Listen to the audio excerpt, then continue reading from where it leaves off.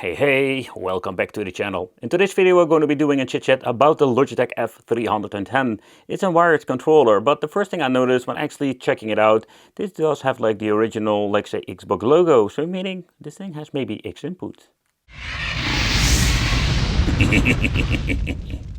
It's going to be a golden oldie, that is one thing for sure. It also comes with a wire. I personally love these wired controls, no battery shenanigans and just play.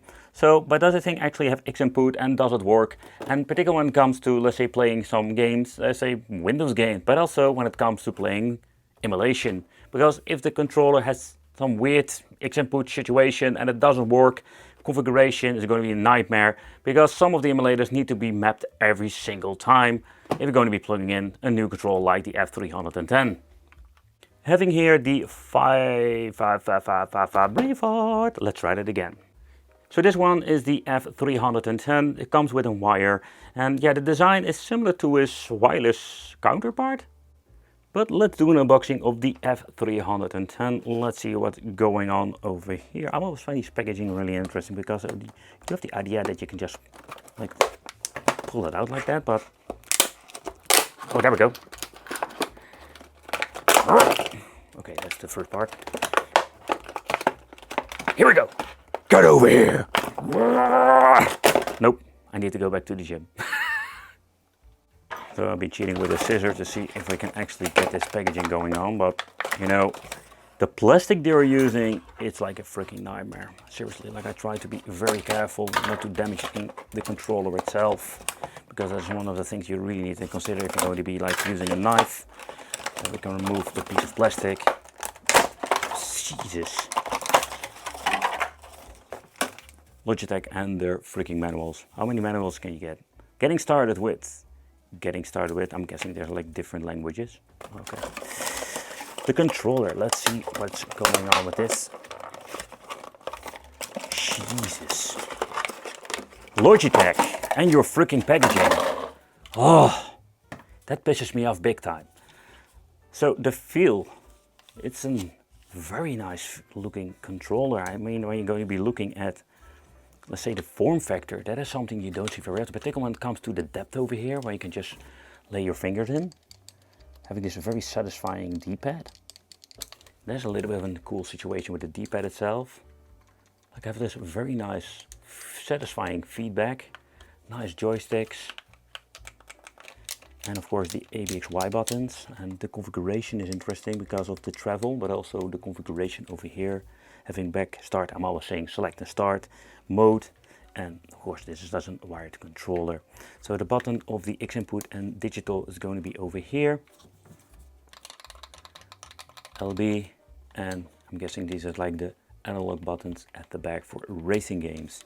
So there was nothing much going on. I do wonder if this thing actually has vibration. I think this thing doesn't even have vibration.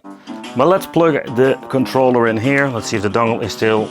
So I'm going to be using the dongle for normally the wireless version, but I'm going to be using that today because we're going to be hooking up the controlled version. Let's see if this is going to be any good.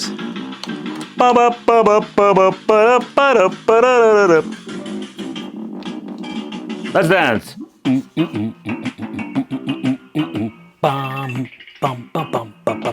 Okay, let's go on with the review.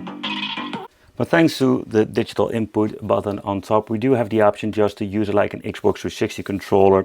So what I do notice, if you're going to be comparing this with the counterpart, like the wireless version, this thing is very lightweighted.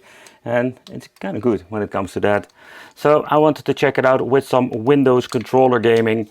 The first game that we're going to be checking out is of course some Street of Rage, because that is one of those games that has so much troubles with a lot of controllers, or at least what I have experienced. There we go.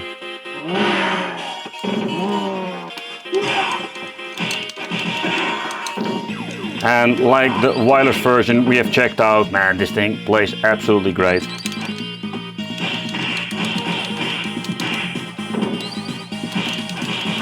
Woo, let's go.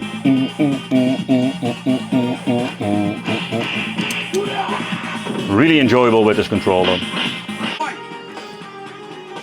Moving on to a fighting game, and you know, I am always like a big fan of the D-pad playing with fighting games, and yeah, this is absolutely just a fantastic controller.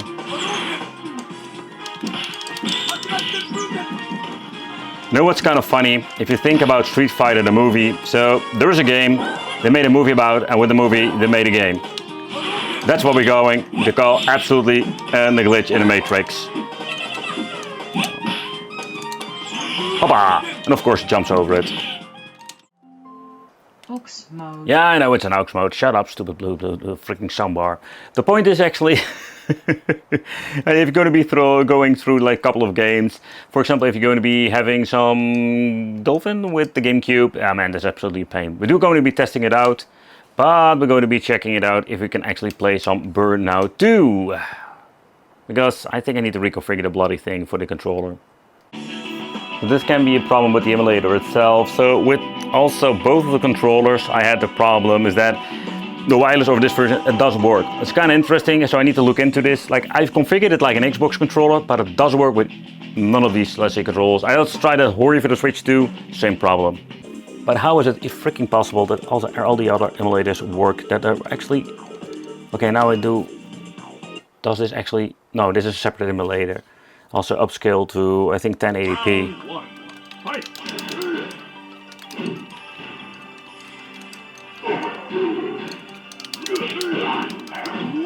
Ooh! So let's just try in simple Pandora box. These things are based actually on Android. Let's see what's going on. Sometimes it does give me the message that I need to configure it. Just press start and go further with it. But okay, so we tried some fighting games, beat 'em up games. They're just all great. So what are we going to be doing next? So just playing lots of random stuff. So let's check out what's going on over here. Let's see if we can actually do some moves. I did have some weird inputs when it comes to the controller, the wireless one. So let's see if can I actually use the D-pad. Okay, let's see. There's the... Yeah, okay, I can do a move. I can actually do the move. Yeah, this is with the wireless version when it comes to that. It's still set to the X input.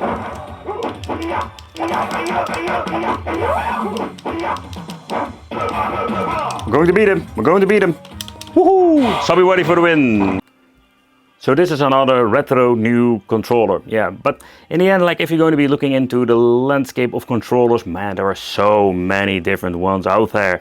So, but how will this fit into the profile? So first of all, I love the X input. I just find it very convenient, and also the digital one, so we can switch if you have any problems with, let's say, in device. So in my case, if I'm going to be doing, let's say, another emulation setup or just a random Android box that have problems with X input, we can switch and see if it actually solves the problem. This is like a super easy plug and play solution. It also weighs a little bit less than the one that has a wireless functionality. But I think this is a very nice, let's say, overall versatile controller, and I really love the D-pad. Thank you all for watching, and it will be great to see you in the next video.